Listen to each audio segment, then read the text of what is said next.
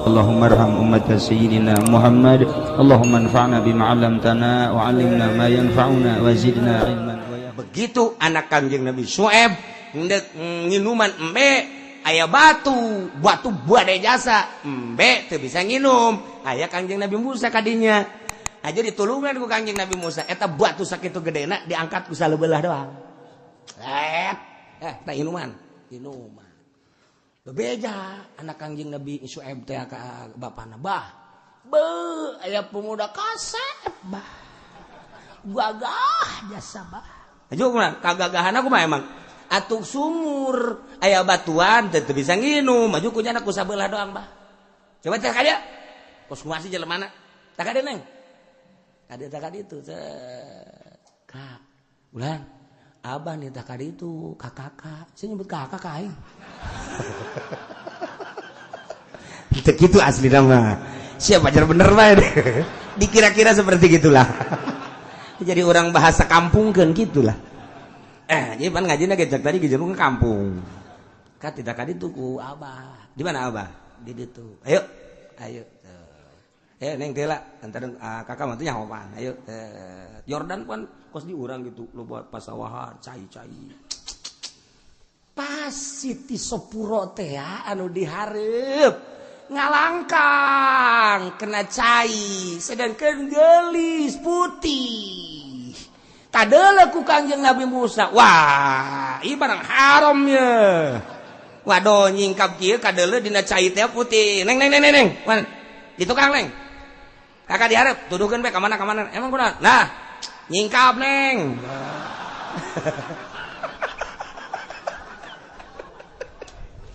tah kos kitu teh dibejakeun ka Kangjeng Nabi Syuaib oh berarti lain zaman sambarangan coba lamun Haji Pendi dikira-kira nyana dihareup aju nyingkap waduh Masya Allah milik amat aing rizqum minallah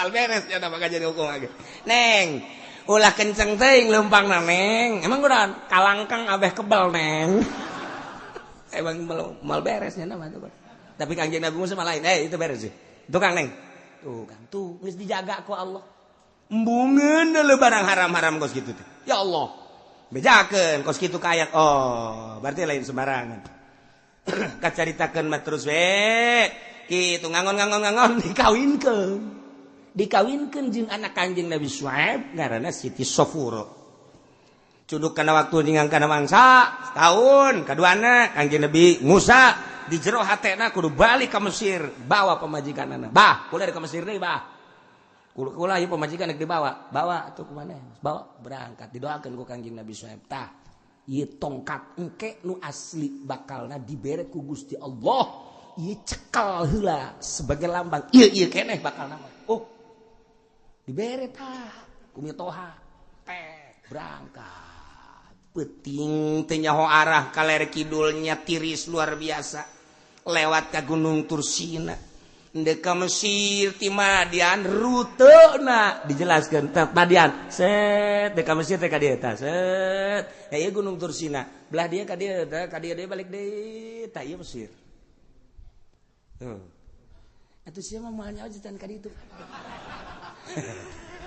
terus ya sok sombong bentar lain sombong emang cerita itu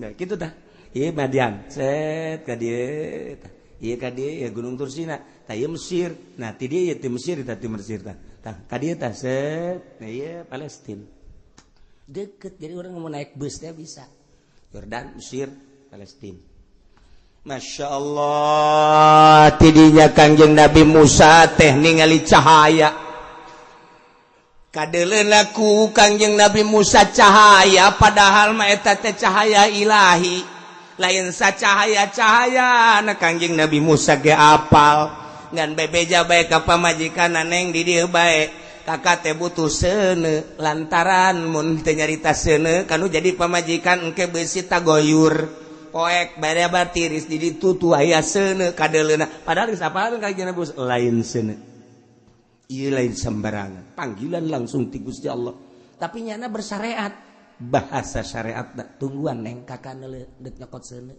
lain padahal Kanjeng Nabi Musa. Berangkat tet etalah Kanjeng Nabi Musa mukalamah jeung Gusti Allah Subhanahu wa taala. Berangkat Kanjeng Nabi Musa langsung ke Mesir. Di Mesir aman, menghadaplah Raja Fir'aun Kanjeng Nabi Musa teu aya nanaon sebab anak angkat. Anak kincik Kanjeng Raja Fir'aun. Entas di mana aceng teh? Abah neangan ka dieu geus dikerakeun aceng eueuh. Oh, tasnya babah. Geus ulah ka mana di dieu aceng teh nya.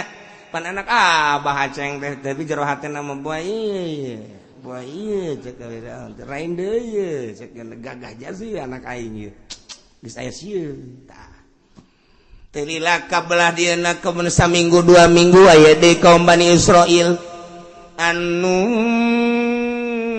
dihinakeun ku kaum Kipti didinya minta tulung deui ka Kangjeng Nabi Musa. Kangjeng Nabi Musa teh inget beuh ku aing lamun ieu ditulungan deui dihajar paeh deui bahaya aing idinya teh Kangjeng Nabi Musa ngan sakadar ngomong doang dibejakeun ka Raja Firaun Musa ieu bahaya Musa bahaya lantaran nyana selalu kitu na nulungan kaum Bani Israil idinya nyeun kekuatan Raja Firaun saenggeusna titah negor Kangjeng Nabi Musa ka Raja Firaun teguran sekali awas hati-hati berangkat maneh ka ditu jeung kakak maneh Harun sekali 2 kali 3 kali rame masyarakat maning dibeakeun Musa mah rencanalah Kangjeng Firaun hendak ngahajar Kangjeng Nabi Musa. Kangjeng Nabi Musa jeung kaum rajeng Bani Israil di dieu indit nyilip diudang ku Raja Firaun datang ka Laut Merah deui nya kelabakan masyarakatna akhirna instruksi ti Gusti Allah eta nu aya di leungeun tongkat hajarkeun diajarkan belah 12 jalan berangkat salam Raja Firaun langsung nyusul datang ke tengah kanyu paehlah Raja Firaun tinggal Kangjeng Nabi Musa jeung masyarakat kaum Bani Israil terus dididik ku Kangjeng Nabi Musa ka tauhidan diajak iman ka Gusti Allah kabelah dieuna mulai ngolembar napisan mah ketika Kangjeng Nabi Musa deui dipanggil ku Gusti Allah selama 40 poe puasa dipanggil ka ditu dipanggil tengah-tengah dipanggil ternyata aya Musa Samiri nu nyiptakeun sapi anak sapi patung anak sapi bisa ngomong coba eta lalakon para jasa Kangjeng Nabi Musa turun di Gunung Tursina ternyata masyarakatna ngomong ke Kangjeng Nabi Musa kami mah daek wari mah ibadah percaya ke pangeran anjeun ya Gusti Allah tapi kami panggieunkeun patung cara Musa sami buang ka warah teh Kangjeng Nabi Musa kakarak ditinggalkeun sakieu bae Kangjeng Nabi Harun dicarekan kakak ieu gawe kakak ieu ditinggalkeun 40 poe bae gieu ku kakak ieu acak-acakan ai kakak naon gawe sih ai kakak emang teu dakwatan naon Musa ulah marah maneh aing ge sarua aing nya tah aing ge sarua dakwah aing teu didenge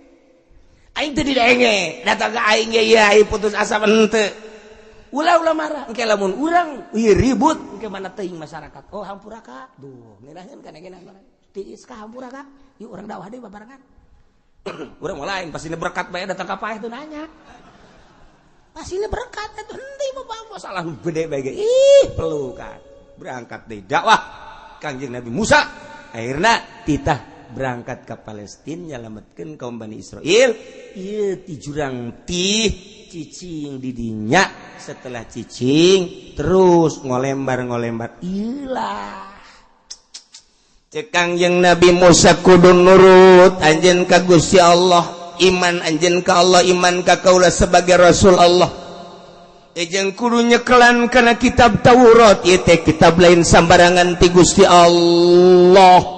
Nah di zaman harita teh kapan turun temurun Taurat teh terus dicekelan ku kaum Bani Israil yang Yahudi teh datanglah ka zaman Kangjeng Nabi Muhammad sallallahu alaihi wasallam ieulah ku Kangjeng Nabi dicaritakeun walladzina yumassikuna bil kitabi wa aqamus shalah. Ari jelema-jelema Yahudi anu nyeklan page bil kitab kana kitab Taurat anu asli nu baheula anu henteu ditahrif, henteu ditagir, henteu dirubah-rubah.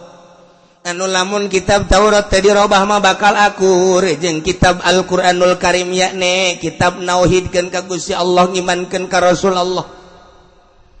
Jeung make syariat aturan-aturan ti Gusti Allah nu mantak cek Kangjeng Nabi di zaman Kangjeng Nabi Musa datang ka ayeuna ieu Yahudi anu nyekal teguh kana kitab Taurat anu asli datang ka zaman ayeuna zaman kaula hajunya nangimankeun ka Al-Qur'an sebab dititah di jero kitab Taurat ge engke lamun aya Kangjeng Nabi Muhammad eta teh rasul aing anu terakhir iman anjeun kadinya.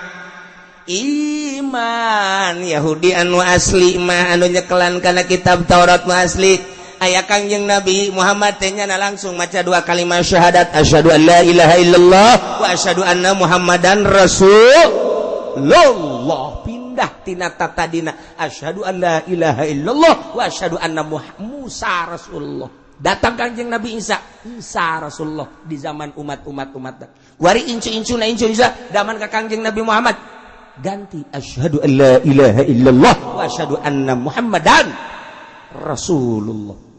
Kulantarannya nanya kelan kitab Taurat anu asli kuari datang ke zaman Kangjeng Nabi Muhammad atunya na iman ka Kangjeng Nabi Muhammad, iman ka Kangjeng Nabi Muhammad instruksi cek Kangjeng Nabi kudu salat atunya na ge nurut wa qamus shalah nya ngalaksanakeun salat kumaha tah. Yahudi nu nyeklan kitab Taurat nu asli kuari iman ka Kangjeng Nabi Muhammad ngalaksanakeun aturan syariat Kangjeng Nabi Muhammad salatnya na sesuai jeung aturanana cek Gusti Allah inna la nudi'u ajral muslimin. Berarti eta Yahudi ngaberesan diri, ngaberesan umat, ngaislah-islahkeun diri, ngaislah-islahkeun bangsa. Berarti nyanda teh nyeun kaberesan atuh cak Allah inna la nudi'u ajral muslimin sanyana kaula nu agung moal nambuh-nambuh moal nyia-nyiakeun kana ganjaran jelema nu nyieun kaberesan. Kosaha eta Abdullah bin Salam nyana nyekelan kitab Taurat dibaca kunyana dipake kunyana jol Kangjeng Nabi langsung nyana iman ka Kangjeng Nabi kitab Taurat na kunyana ditutup nyana kuari maca Al-Qur'anul Karim kurang kumaha asli atuh kok urang kuari Yahudi nu ayeuna aya di Israel, Yahudi nu aya di Amerika, Yahudi nu aya di Eropa, Amerika, Australia, termasuk nu aya di Indonesia, Yahudi anu henteu nyekelan kana kitab Taurat nu asli.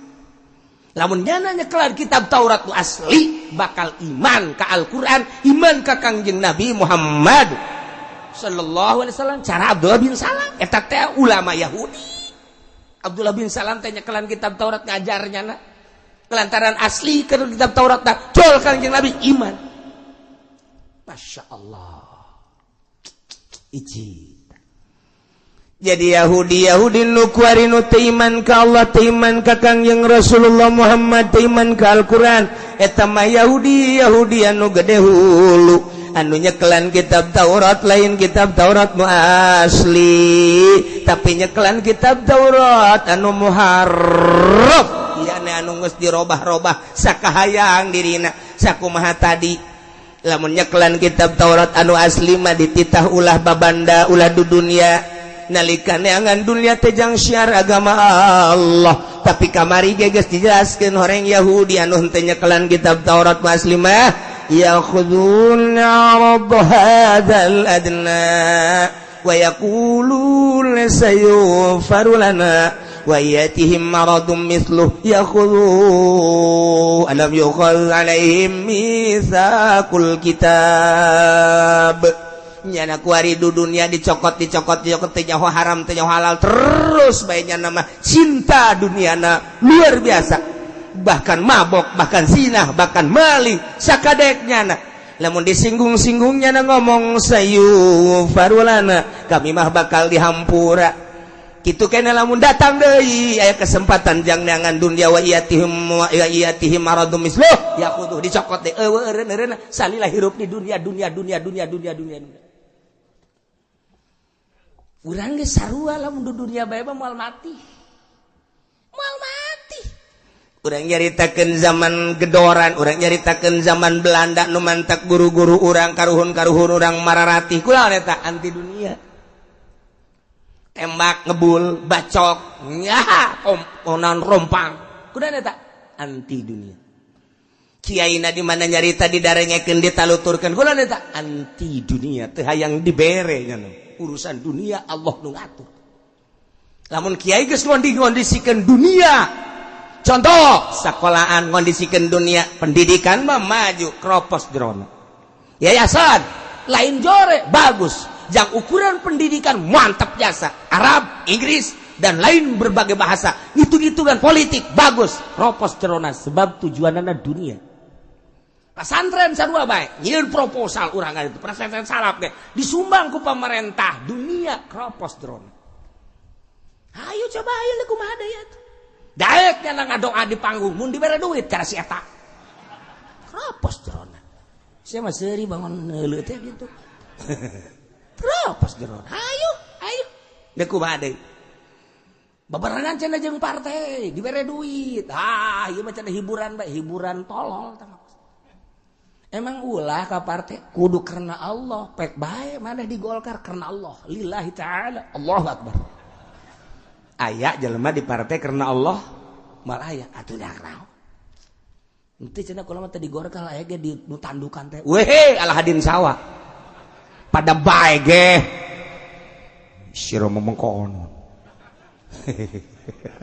atuh sarua masyaallah sarua kiai lamun geus cekelan kana aturan Al-Qur'an mati contoh Syekh Nawawi Tanara ya Allah ya Rabbi Syekh Nawawi Tanara muridna lain lalagaan jara di ulama nu kuari di Indonesia mayoritas ya murid Syekh Nawawi kabeh kitab nu diaji kitab Syekh Nawawi murid-murida kamari kula zarah ka mana tuh ka Mandalawangi kamari kok pengen kiai zarah ka Kiai Muhammad Yusuf nu kukula dititah datangan makamna melalui Kiai Jamal kapanggih aya di Mandalawangi emang saha eta Kiai Yusuf teh anu ngahadaman Syekh Nawawi nyekelan Al-Qur'an Syekh Nawawi na Al-Qur'an mararatih anu ti Mekahna ka dieu pernah hiber hiber ti Mekah ka dieu lain lalagaan kan mun haji pede hiber ragag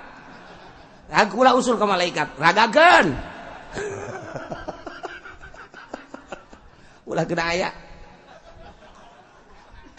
nah emang kumaha kitu lalakona ya Syekh Nawawi teh geus ngarang sababaraha kitab memeh ngarang tafsir Munir teh Syekh Nawawi de kunjungan ka 17 negara masyaallah zaman hese dunia nyana geus kunjungan ka 17 negara di Mekah teh de ka Mesir de ka Yordan de ka Palestina ka Israel de ka Syria de ka Yaman masyaallah zaman hese imahna pohara jas Syekh Nawawi lantaran engke lamun nyana ngarang tafsir teh nyaho lebah bahaya teh nyaho nyaritakeun tentang kisah kaum Iram kisah kaum Kangjeng Nabi Saleh kisah Kangjeng Nabi Lut kisah Firaun engke lamun teh nyaho engke kumaha nyaritakeun tafsir anu mantap coba ya nyaritakeun Kangjeng Nabi Yusuf Mesir berarti Firaun Mesir berarti nyaritakeun Kangjeng Nabi Musa Israel Palestina berarti Aqsa mantap dijajah heula ku Kangjeng Nabi ku Syekh Nawawi memeh ngarang tafsir abeh jelas ke tafsir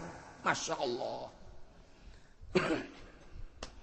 tiba-tiba ya instruksi ti Al-Azhar ulama-ulama ti 17 negara hayang kapanggih jeung Syekh Nawawi kumpul di Al-Azhar Al-Azhar teh 1000 tahun sebelum eta geus aya Al-Azhar lain lalagaan Al-Azhar memang kumaha gitu tiba heula Al-Azhar Imam Syafi'i Al-Azhar eta nu kabarah dieu Imam Syuja'i Al-Azhar wah beh Al-Azhar baheula mengkos kitu lain lalagaan nah ieu aya instruksi aya surat kudu dibawa Syekh Nawawi ka Mesir dipenta pertanggungjawaban karanganana hayang nyaho ieu jelemana kos kumaha lantaran karanganana pohara hebat amat.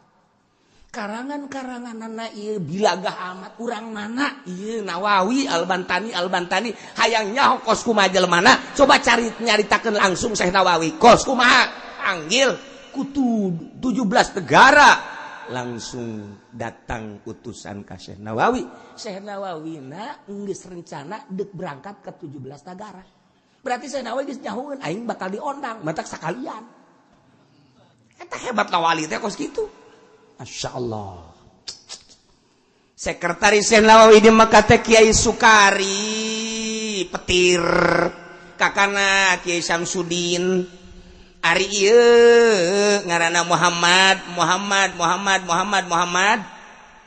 kitu ta ieu teh hadam Muhammad Yusuf teh hadam tukang lamun aya naon ka Syekh Nawawi mun aya naon sen bari ngaji terus we ngahadaman Syekh Nawawi padahal Syekh Nawawi mah teu hayang dihadaman tapi terus we ngahadam akhirna kapake ku Syekh Nawawi berangkat Syekh Nawawi ka Mesir ndek nyumponan panggilan dunia, panggilan ulama dunia di Al-Azhar. Di samping ulama-ulama, ieu raja-raja saat eta hadir kabeh deuk menyaksikan Syekh Nawawi.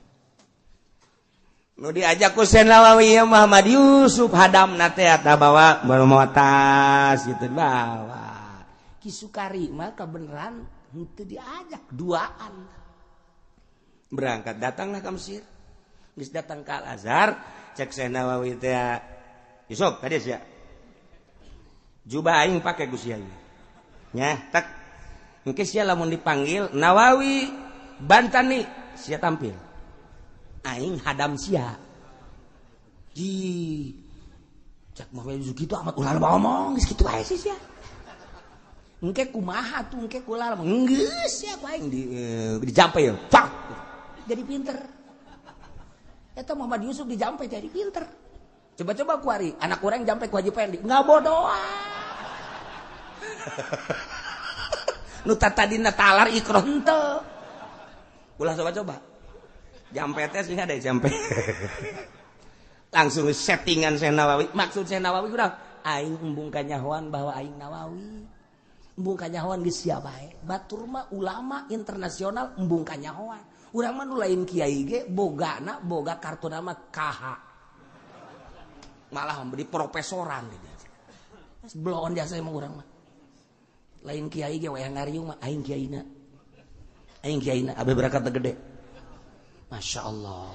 Syekh Nawawi langsung datanglah ke Al-Azhar. Ieu. Syekh Nawawi mah dilawang kieu hadamna. Ini siapa? Saya hadamnya, Pak.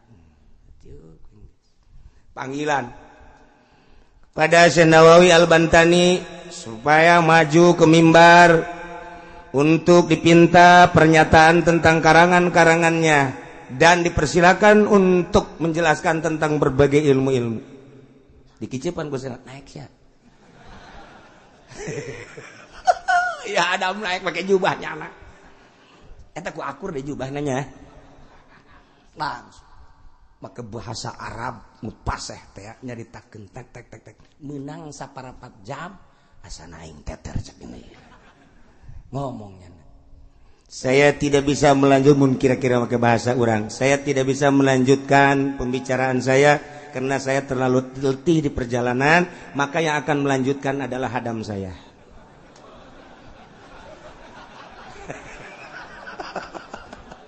Nyana bergaya Nawawi deh. Silakan hadam. Syekh Nawawi atuh kadinya teh langsung cerita. Ke Syekh Nawawi make bahasa Arab nu paseh nyaritakeun tentang karangan-karangannya tek. Di samping nyaritakeun karangan, nyaritakeun negara Indonesia nu keur dijajah ku Belanda. Bahkan nyana termasuk di jerona pemberontakan terhadap Belanda. Boga ranting-ranting disebutkan di dia di Banten daerah anu itu adalah pemberontakan akan untuk kemerdekaan bangsa Indonesia. Di dalamnya termasuk saya dan Jawa Tengah anu, Jawa Timur anu. Itulah kami sedang mengadakan pemberontakan terhadap bangsa Indonesia untuk meraih kemerdekaan. Jadi di samping nyaritakeun ilmu secara internasional, nyaritakeun pembicaraan tentang negara secara internasional. Beres. Wassalamualaikum warahmatullahi wabarakatuh. Gideung kabeh ulama jeung kepala negara-negara nu sejen. Beuh, sakieu hadamna pohara jasa. Komo Nawawi nu aslina. Cek nyana ieu hadamna bae geus pohara jasa cek ini. Masyaallah, tercengang kabeh. Wow. Watu tetep bae anu diboro nama Syekh Nawawina. Nu make jubah Syekh Nawawi teh hadam. Dicariuman leungeunna waro segala sebab ieu mah hadam doang pan. Atuh Yusuf anu diangkat-angkat terus ditandu-tandu. Oh datang kapotong tandu lagi. Wah didiukun cek Nawawi mantap ya lah ieu teh kajawan cek kan. Geus namah-tamah dahar terus ulama kahareup kabeh kepala negara kahareup kabeh timbullah pertanyaan-pertanyaan. Begitu pertanyaan sakali diengkeun ku Syekh Nawawi dua kali wah asana teter cek. Asana teter moal beres ye kajen gokong. Wah, daripada moal beres cek Syekh Nawawi, nangtung Syekh Nawawi. Kadi sia. Yusuf, kadi Yusuf. Buka jubah sia. Jadi ku aing dipake deui. Kabeh kaget. Nawawi nu asli kula cek cenah teh. Ieu mah hadam. Kabeh kaget atuh. Waduh. Ieu kami katipu kabeh. Waktu kabeh diboro Syekh Nawawi itu. Kuari ke Syekh Nawawi cium tangan dan lain sebagainya. Beres. Lantaran kewalahan Syekh Nawawi. Kewalahan. Udah Syekh Nawawi udah cukup. Ieu tah. Kopeahna ku Syekh Nawawi dikitukeun dimiringkeun. Kacapean masalahna. Pan aya capek urang gesok kitu kan tah. Dikitukeun. Ieu gedong dengdek. Kopeah didengdekeun gedong dengdek. Masya Allah. Aya Haji Pendi mah kopeah lempengnya dengdek bae. Maksudnya jelmana udah dek. Ulama kabeh kaget. Masya Allah. Ieu negara lain lalagaan ieu gedong dengdek ku kopeah dengdek bae. Wah tuh cicing kabeh. Capek saya ceknya nanti. Oh nu wani akhirnya. Geus mentak tenang didengdekeun doang kopeah dengdek. Nah, terakhir setelah pertama isukna bahwa kami atas nama negara dan atas nama Al-Azhar akan memberikan hadiah. Insyaallah hadiah ini luar biasa. Mohon diterima. Cek Syekh Nawawi, saya akan kunjungan ke 17 negara. Ini hadiah disimpan dulu di sini. Saya nanti akan kunjungan dulu. Insyaallah kapan-kapan saya pulang saya ambil. Embungeun dibere hadiah. Atau potongan gitu mah, Pak. Gawe henteu naon teh hayang hadiah tolol teh coba yuk. Eta akhirnya berangkat ke 17 negara. Ari teh dicokot embung teh hadiah moal kuari ge eta hadiah nu jang Syekh Nawawi masih aya keneh. Termasuk tanah milik Syekh Nawawi nu di Mekah nya kan dibere ku raja eta atas nama Syekh Nawawi kuari ge diteangan ahli warisna hendak dibayar triliunan. Diselidik warga desa ahli waris aya man Syekh Nawawi kan boga wasiat ayat 7 wasiat lamun wasiat eta dirumpak wasiat eta bakal cilaka mentak uwan lain lalagaan teh Syekh Nawawi tah kukula ditanyakeun coba kuburan Muhammad Yusuf Mandalawangi aya eueuh kula deuk zarah ka ditu diteangan aya kamari teh zarah ka ditu aya kuburanana baheula jana balik ti ditu nyeun pondok teu lila maot jadi unon terus ke datang ka ayeuna ai incuna mah anak incuna mumpama aya ya tah Muhammad Yusuf teh nu babarengan jeung Syekh Nawawi ya Allah eta Syekh Nawawi teh kami murtapiah eta tah kali pasir eta teh kapan alo lantaran eta teh anak Kiai Haji Basuni teh eta ke Ki Murtapiah teh kapan ka datang ka Syekh Nawawi di Mekah. Cak Syekh Nawawi teh ya. Sia ieu teh dibere doa ieu nya. Ngan doana 3 kali balik ulah napas. Di mana-mana maneh darurat baca. Nya. Aya catetanana. Tarima. Geus. Nuhun. Ayo pantak ka Madinah. Ti Madinah teh kapan ka Mekah? Waktu ti Madinah ka Mekah pan baheula mah zaman naik onta. naik onta teh kapan 70 onta 100 onta di KL-KL-keun bae kapan ai pemimpin mah hiji atawa dua ti hulapannya nama sakedup teh jaban sakedup kabeneran nyimur tapi teh pangtukangan naik ontakna weting ge kontreng baheula Mekah teh kos kitu nasibna buruk nyimur tapi teh pegat sakedupna pegat jeung onta nu hareup waktu onta itu bagus ke mana rombongan tinggal iekeun teu maju onta mah lamun sorangan mah barang ditinggal waduh cek murtapia ieu aing pegat di museje Masya Allah ceurik leutik sorangan kan nu bogana mah teu heula lieu ka dieu sorangan ka ditu sorangan tengah-tengah gurun sahara beuh ieu aing sorangan mana nya awewe batur cerik teh lain lalagaan nyimur tapiah inget dibere doa ku Syekh Nawawi dibaca tulisanana aya tilu balik ulah napas teu datang-datang sabalik ge teu napas teu bisa panjang tina tita tilu balik teu bisa lah cek nyimur tapiah sanajan teu napas ge sanajan napas bae ge Syekh Nawawi mawali ieu dihadiahan aya Syekh Nawawi di Mekah harita nah dibaca bae kunyana bari napas-napas oge ge menta ka Gusti Allah tak ieu diijabahna doa eta rombongan kapilah anu ti heula lulus ninggalkeun nyana bangsa kira-kira bangsa 10 kilo leuwih lah HS kabeh rak lu hudang hiji-hiji acan HS dikersakeun ku Gusti Allah ajunya si timur tapi anak jol bae aya tamu Assalamualaikum urang Arab tapi make bahasana bahage bahasa urang. Ya, sia sorangan di dieu. Tapi urang Arab bisa bahasa Sunda heran aing mah. Ayo, aing, anya teh geus basin-sin ya. Ya, tuturkan ya, pokona masih naik kerja. Cek si timur tapi urang Arab sih kos urang benteng mah heran aing mah. Ngomong. Arab biasa make ke ieu makena udang-udang make tapi eta ngomongna Sunda. Sok sarodi sakjana teh iman negara mulia sakjana naik itu aing nu nonton bari ngomong beta ngomong Sunda si tapi kaget bingung ih Arab apa kelahiran mau eta karobah Syekh Nawawi barang datang tak kaditu ku si Arab teh tah ku si Arab Sunda dicantelkeun tah geus dicantelkeun geus ya geus dadah eueuh Masya Allah tinggal si timur tapiah bae turunnya nah hei wede kok turu sih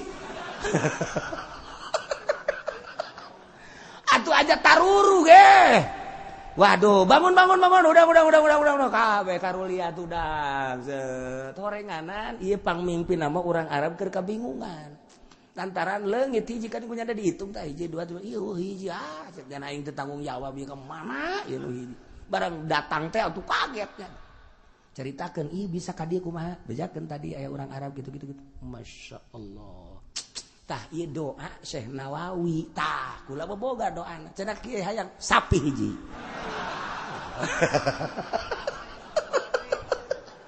aduh atuh moal dibikeun sambarangan sia mah pake nyandung malulu mal kan gitu eta doana tah tilu balik ulah napas tapi sanajan napas ai darurat mah ternyata luar si timur tapiah kali pasir sahanu teu nyaho pasantren kali pasir timur tapiah Masya Allah tur boga riwayat urang Tangerang teh lain lalagaan ya Allah ya Rabbi tah Syekh Nawawi teh ya dulur-dulurna ku ari teh tah di Mauk aya turunan Syekh Nawawi tah di dieu di Rajeg aya turunan Syekh Nawawi dia ku ari teh jubah Syekh Nawawi jeung cincinna aya kene kayak orang mencari Syekh Nawawi kebanggaan ulama dunia Syekh Nawawi lain lalek eta kurang nyekelan Al-Qur'an anu utuh wahara jasa anu waktu Syekh Habib Usman di Pekojan Masjid Pekojan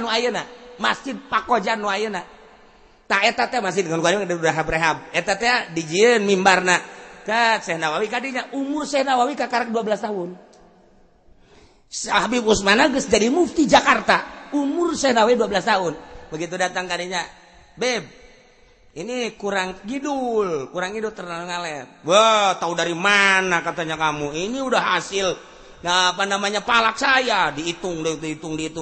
Tetap ini kurang ngidul, Beb. Jangan begitu kamu anak kecil tahu dari mana katanya. Nyana naik tak kadinya Syekh Nawawi tak didelekeun plak minta ke Allah. Kadeuleu Baitullah. Beb sini. Ada apa? Sini naik sini deh. Tuh Baitullah ini mimbar kan kurang ngidul ya. Masya Allah, lu bukan anak kecil ternyata. Dipeluk Habib Usman. Eta hayang nyium leungeun Syekh Nawawi hese jasa.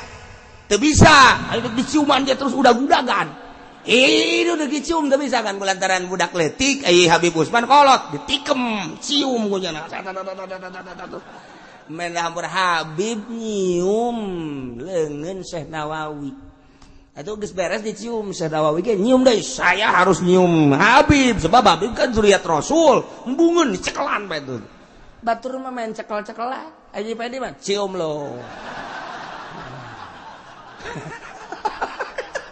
Emang bangka warahnya nama itu. Aduh yang balikin lo. Dibolak-balikin. Ya Allah ya Rabbi. Saya dah umur 12 tahun geus buka sapah deuk kumaha atuh. 12 tahun geus buka sapah kumaha atuh. Ya Allah ya Rabbi.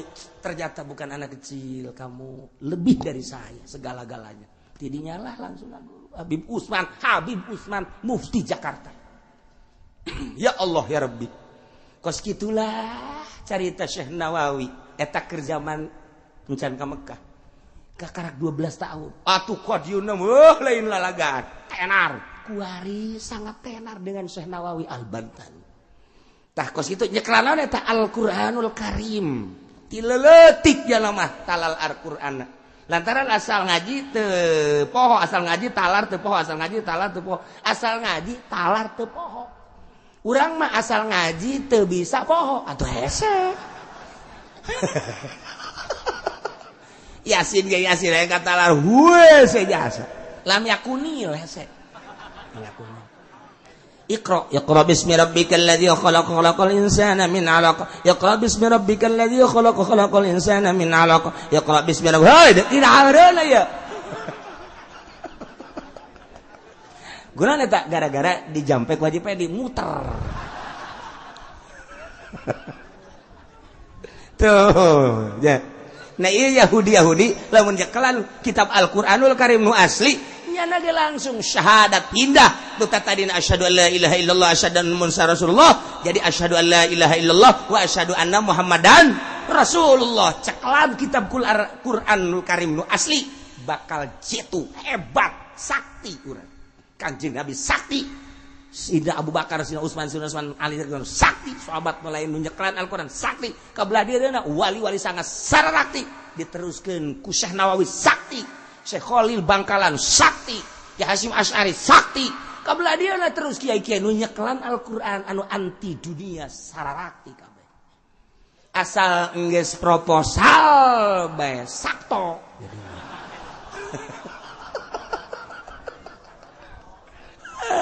Beres. Masya Allah. Wa idna taqnal jabal fawqahum ka'annahu zullah. Wallahu a'lam bissawab.